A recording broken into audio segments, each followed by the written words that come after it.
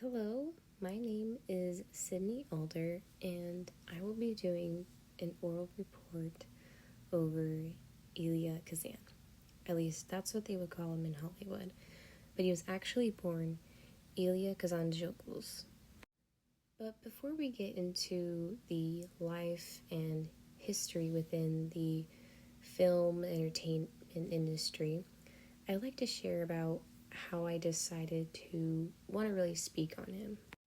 I'm in my last semester at WSU, and I just finished directing Go Like Saints by Sky Robinson Hillis.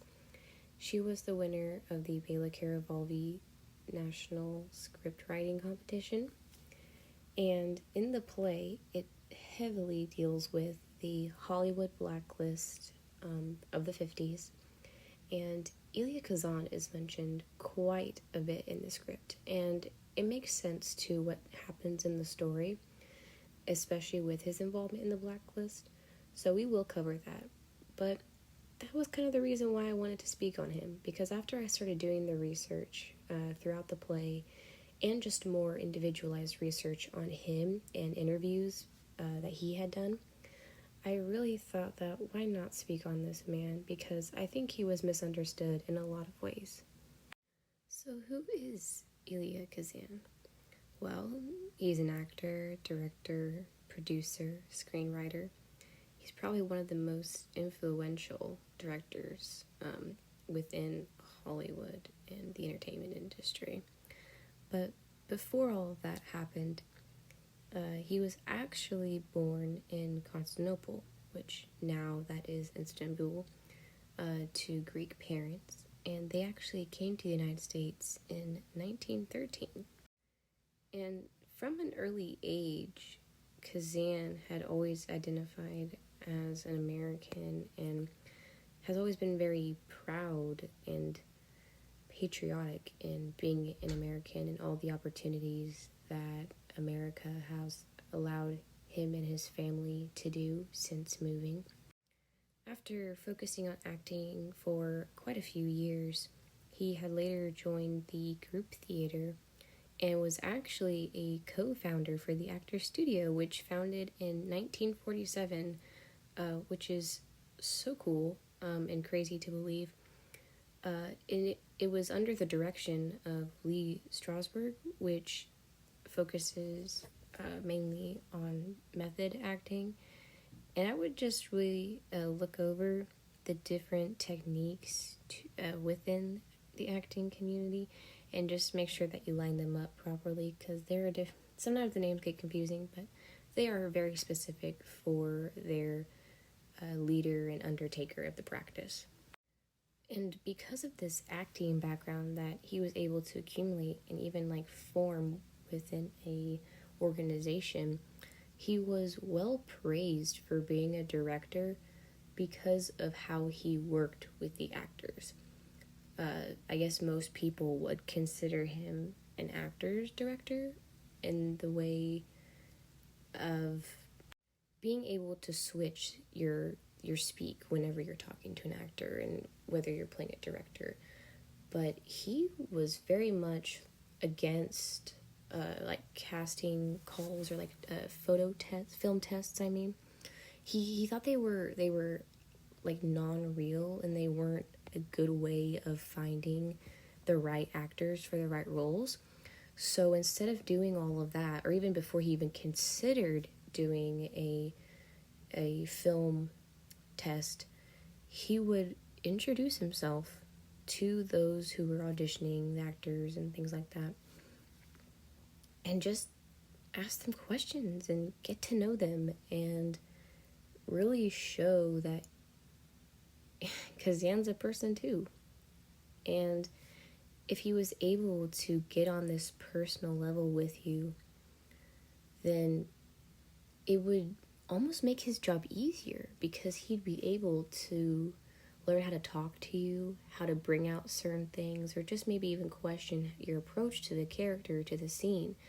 It's a very, very intimate process, but it seemed to work, especially when he was a director and a director on some of the work that he wrote. And when it came to his writing, one thing that Elia Kazan said in an interview was that whenever he's writing something, he tries to take a piece of himself and put it in his writing.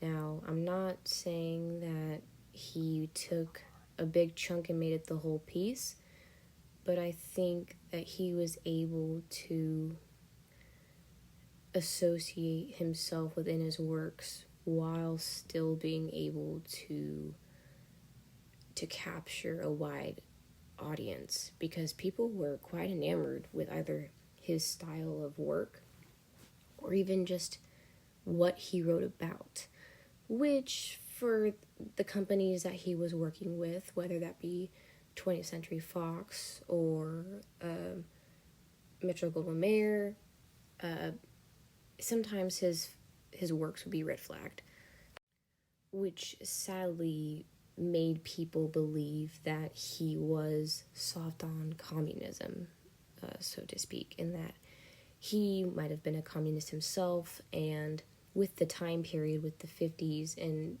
people getting scared about another Red Scare coming in, they thought that if people saw pieces of communist material or even communist leanings within mass-produced, either like propaganda, films, commercials, things like that, you were very much going to be questioned before the House of Un-American Activities Council, which Kazan did a couple of times.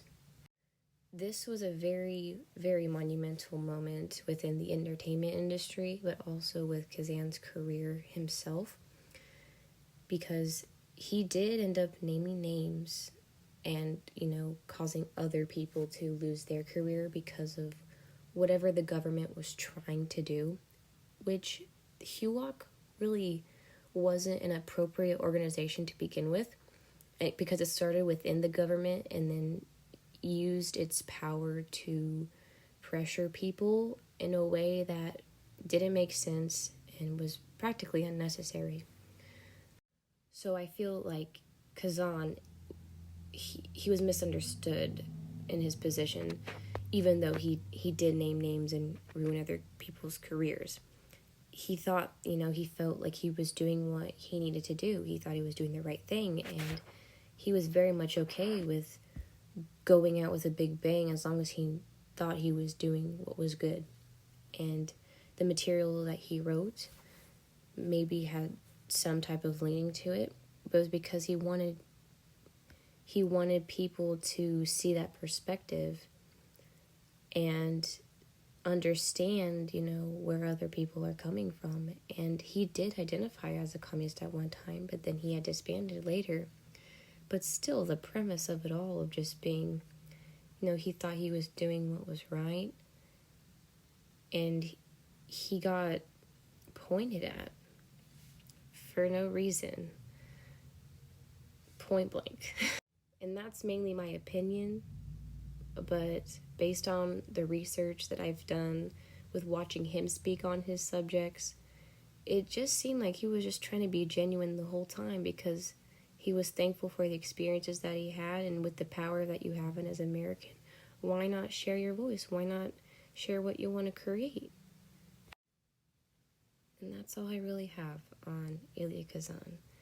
Definitely create your own opinion, but I felt comfortable enough to share mine.